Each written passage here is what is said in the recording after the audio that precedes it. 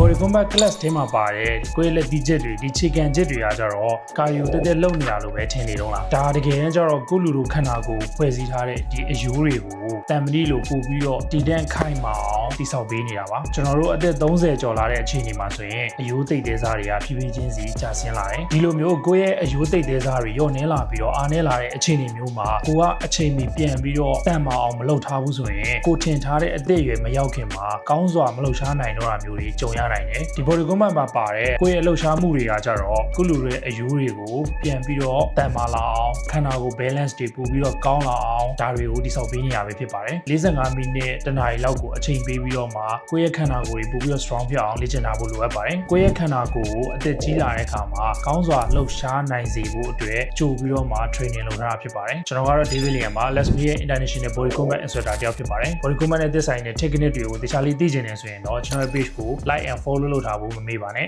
နောက်ထပ် video လေးတွေမှာထပ်ပြီးတော့တွေ့ပါမယ်